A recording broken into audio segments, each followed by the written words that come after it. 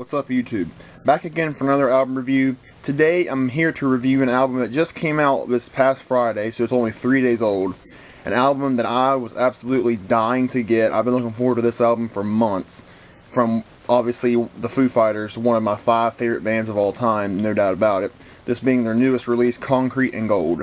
Now, as everybody else, has as well, you pretty much heard Run, the first single, first, and then you gradually heard a couple other songs from it.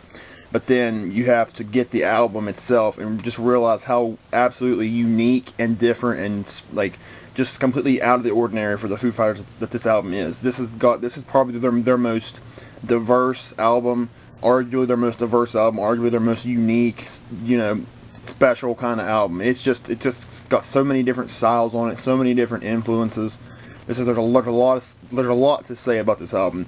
And, I've listened to it as many times as I could over the last few days just so I could have a better, opinion of it for this review, because obviously listening to new albums, your opinions change. But I'll go ahead and get into the track listing here. Concrete and Gold just came out about 3 days ago. Alright, so, first song on the album, T-Shirt. It's a really short song. It's more like an introduction kind of song, but it's really good, really. It's really good. I like the way that it... Hold on just 1 second. I'm trying to get this good. Okay, yeah. So T-Shirt, the first song. It's only about 90 seconds, but I really do like it as an intro. It's too short. I actually wish it would go on longer. I like the choir singing in this song, as in a lot of the other songs too. It starts out really quiet, then it just absolutely just beats it. Just the speakers just blare after it gets going, and it flows nicely into the second song, but I do like T-Shirt a lot. It flows nicely into the second song, Run, the main single. I mean, Run's an awesome song. That's the first single. It's so great. It's one of my favorite Foo Fighters songs ever, I would say. It's got a real White Limo vibe to it, kind of from White Limo, the song from Wasting Light. It's got a vibe for that for me. It's a really good song. It's the heaviest song on the album too, so Run's really good. Then we have Make It Right. This is a very solid, very good song as well. I really like Make It Right. It's got a good riff. I like the vocals and the delivery and stuff from Dave Grohl. It's got slight backup vocals by Justin Timberlake, so that's pretty cool too. But Make It Right's a really good song. The chorus I'm not a huge fan of necessarily, but I still like the song overall really well. So Make It Right's very good overall. Then we have the next song, the second single, The Sky's a Neighborhood. Absolutely great song. Very, very catchy. Great lyrics.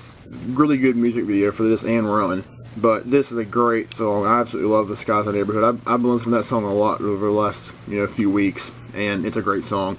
So great highlight on this album for sure. Then we have Side B kicking off with La Di Da. This is a simple but effective riff. Very good song, I think. It's catchy. I like the vocals, and the chorus is really heavy by Dave Grohl. More kind of screaming like he loves to do and delivers well on. So La Di Da is a very good song overall. Then we have the next song, Dirty Water. This song, I'm very torn on this song, because I kind of like it, but I kind of don't like it. So I'll just kind of label it as okay to, pretty good or whatever. It's probably my least favorite song on the album. It's kind of weird. I can't really get into it. It's kind of got Spanish guitar in it in the beginning. Then it picks up heavier in the middle. But it's kind of hard to get going, and it's not necessarily the most entertaining song there is, and it's kind of long. So I'll just label it as an okay song, but it's not bad. It's not bad at all. Then we have the next song, Arrows, and I've been listening to this song a lot over the past day or two. It is an absolutely great song. I love Arrows. Very, very good song. It's catchy, great chorus. Kind of all the Foo Fighters calling cards, really. And Arrows is a great song. It might be my favorite on the album. I can't quite tell yet because I have to listen to this album more. But Arrows is a great song I've been listening to a lot. Then we have Happy Ever After, 0 Hour. This is another good song. Very solid song. Very Beatles-like, kind of Blackbird influenced. The most mellow and soft song on the album, I would say.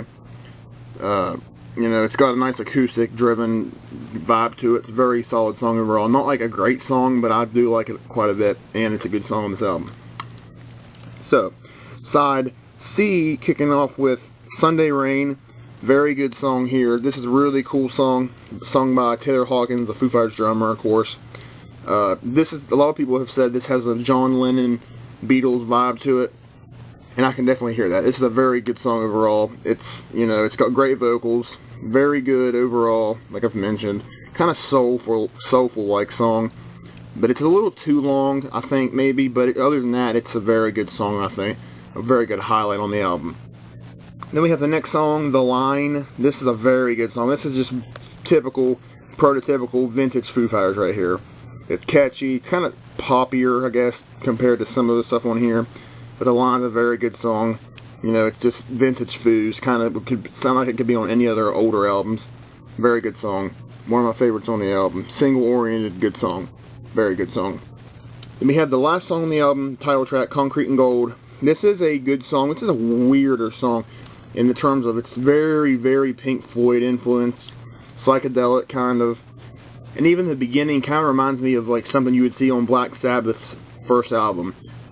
More like the song Black Sabbath with the riff and stuff. It's just very heavy, and it's a very psychedelic song, very Pink Floyd influenced, and I like the guitar riff. So this is a good song. It's kind of not necessarily the most energetic and catchy song on the album, but it is still a pretty good song. I like it quite a bit.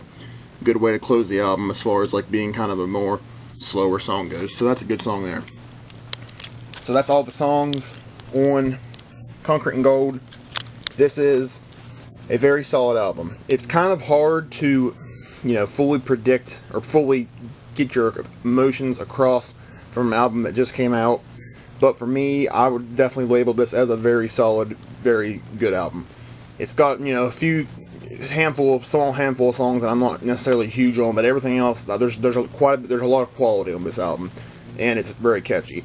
So as far as my rating goes, I would give it about a 7.5 out of 10. That could change, but at least for now, a 7.5 out of 10. I can't go to an 8 yet, but I don't think I could go to a 7, just a regular 7 either. So 7.5 for me. So that was my review of the Foo Fighters' newest album, Concrete and Gold. Thank you all for watching, and more videos will be up in the future. Thanks for watching.